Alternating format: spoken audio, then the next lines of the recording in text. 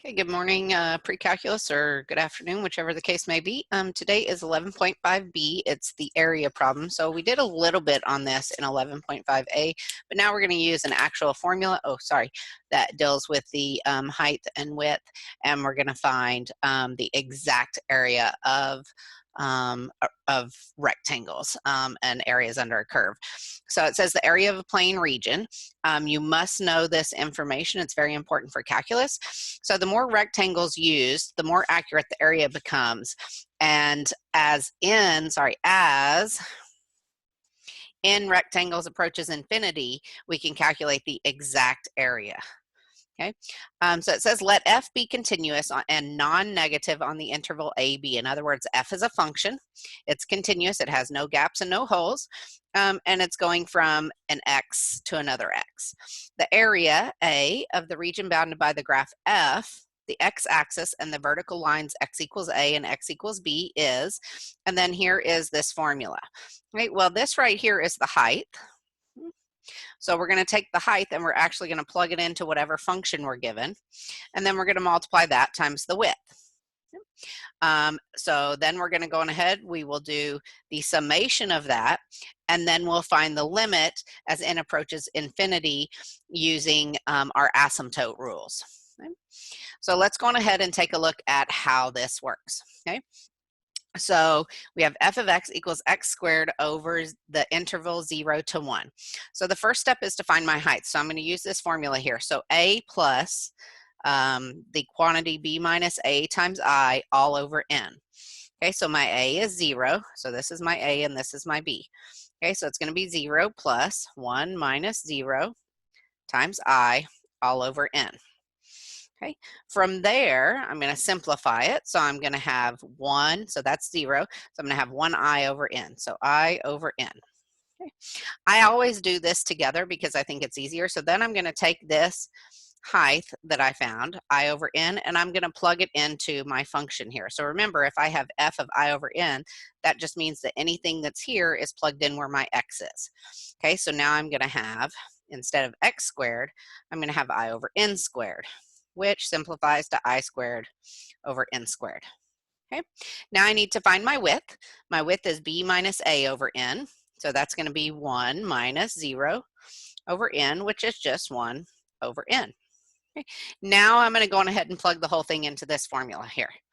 Okay, so, and I'm going to leave my limit notation off for right now because first I'm going to have to find the summation and then I'll take the limit of that. Okay, so that's the way I tend to write it. So I already found this height, this f of I over n, which is I squared over n squared. So I don't have to write out all of this gunk, times my width, which is 1 over n. Okay. Now I can pull out a common factor, right? A common coefficient. So I'm going to multiply this through so that you can see that that's really I squared over n squared times n, which is n to the third. Okay. So now when I rewrite it, it's going to be 1 over n to the third summation from I equals 1 to n of I squared. Okay. So now I know how to do this. Okay. So that comes out to 1 over n to the third of, and I squared, when I change that using these summation formulas and properties from 11.5a, is going to be this one right here. Okay, and I like to use the shortcut instead of having to multiply it all out. Okay, so that's going to be 2n to the third plus 3n squared plus n all over 6. So now I'm going to go on ahead and distribute through. So, and now I can go on ahead and write my limit notation. So limit as n approaches infinity of, that's going to be 2n to the third plus 3n squared plus n all over 6n to the third. Okay. Now I'm going to use my asymptote rules. So my exponents are the same here, so I'm going to use my coefficient divided by my coefficient, which is 2 over 6. So my exact area of x squared from 0 to 1. So if you're looking at this, x squared is a parabola, okay, and we're looking from 0 to 1, so somewhere in there, and the area right there is going to be 1/3. All right, let's take a look at the next one. I know I didn't give you guys a whole lot of room. I apologize for that. But maybe the next time I will make sure there's more room on yours. So yours might actually look different from my video if this is a future year. All right, so let's take a look at the next one. So the next one, the very first thing I'm going to do is I'm going to find my height. So I'm going to do 1 plus 2 minus 1 times I all over n. Okay, it's always this formula right here. And that's going to be 1 plus 1I over n. So now I'm just going to go on ahead and I'm going to do f of that. So 1 plus I over n, which means I plug it in anywhere I see an x. So that's going to be 3 times 1 plus I over n minus 1 plus I over n squared. I'm just going to go on ahead and write it out as 1 plus I over n times 1 plus I over n, so I can do the math there. Okay, so now I'm going to go on ahead and distribute this 3. So 3 plus 3I over n minus, all right, 1 times 1 is 1 squared, which is 1. 1 times I plus n is I plus n. So I'm going to have minus an I over n. Sorry, not an I plus n, I over n. And I'm going to have minus another I over n. Okay, and then I'm going to have minus I squared over n squared.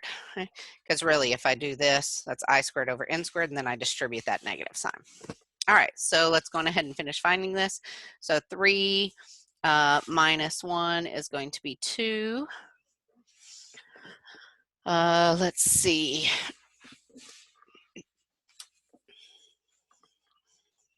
And then that's going to be 3I minus 1I over n minus 1I over n, which is plus I over n, and then minus I squared over n squared. Okay, but I need a common denominator, so I'm going to multiply this by n squared over n squared. I'll multiply this by n over n. Okay, and I'm going to get 2n squared plus in minus I squared all over n squared, which becomes 1 over n squared times this stuff, 2n squared plus in minus I squared. All right, so that's my height. I haven't even done my width yet. All right, so my width now is going to be b minus a all over n, which is just 1 over n. All right, so now I'm going to go on ahead and I'm going to rewrite this whole thing. So I might actually go into some of this workspace just because I don't want to make it too cramped for you guys. All right, so now my formula. So my summation from I equals 1 to n of my height, which I already found, that's 1 over n squared times 2n squared plus in minus I squared times my width, which is 1 over n. Well, this 1 over n squared and this 1 over n can be pulled out. So that's going to be 1 over n to the third. And then I'm going to go on ahead and change these using my rules also. So once again, using my summation formula. So that 2n squared is going to be a constant. Okay, so c is n squared is my constant. Okay, so that's going to be 2n squared times n, which is 2n to the third, plus, okay, the next one is going to be n times I, which is n squared plus n over 2. And then that is going to be minus I squared, which is 2n to the third plus 3n squared plus n all over 6. All right, we're working just right along. All right, so I'm going to go on ahead and just continue working this out. So 1 over n to the third. This really is kind of fun when you start doing this. Oh, there we go. How's that? All right, so 1 over n to the third, and then I have 2n to the third plus n to the third plus n squared over 2 minus 2n to the third minus 3n squared minus n all over 6. I just distributed that minus sign so it was easier to see. Now I need a common denominator. My common denominator is 6, so this has to be multiplied by 3 over 3, and this has to be multiplied by 6 over 6. So that's going to come out to 1 over n to the third Actually, I'm going to write it down below so that I leave space because I know I'm going to need more space for this problem also. So that's going to be 1 over n to the third of, let's see, 6 times 2 is 12n to the third plus 3n to the third plus 3n squared minus 2n to the third minus 3n squared minus n. All of that is over 6. I'm going to go on ahead and distribute this into the third through, and I'm going to combine my like terms up here. So I'm doing two things at once. Okay, so 12 into the third, 12 plus 3 is 15, minus 2 is 13, so that's 13 into the third. Then I'm going to have 3 minus 3, so that's 0, so that's going to be minus n, all over 6n to the third. So now this is where I can find my limit as n approaches infinity. And that means I'm going to look at my largest exponent, so n to the third, so that's going to be my coefficients divided by each other, 13 divided by 6, which is approximately 2.17. Okay, so my area is 13 over 6, or 2.17, okay, for the area under this curve. Okay, so, and, you know, if you were to graph this, this is a parabola facing downward. Okay? So you would be finding just that area from x equals 1 to x equals 2. All right, let's go ahead and do this last example problem. This one is the same. It's, you know, it's going to take us a minute to do it. All right, so the first thing I'm going to do is I'm going to find my height. And my height is going to be a plus b minus a all over n, which is going to be 1 plus 2 over n. Now I have to plug that into the function, which means it's going to be 3 plus, okay, now it's going to be this squared, so 1 plus 2 over n, and times 1 plus 2 over n. Okay. And oh, look, what did I forget? Ooh, I forgot my I there. Okay. All right, so now that I've got this all sorted out, I'm going to go on ahead and multiply. So now I'm going to have 3 plus 1 times 1 is 1. 2i plus n, so plus 2i over n. I don't know why I keep saying plus. Okay, plus 2i over n, and then plus 2i over n squared is going to be 2 squared, which is 4, I squared over n squared.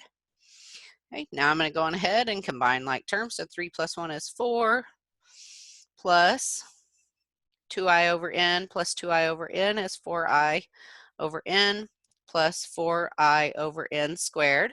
Okay, now I need a common denominator, which is n squared, so I got to multiply this by n over n, this by n squared over n squared, if I can write that.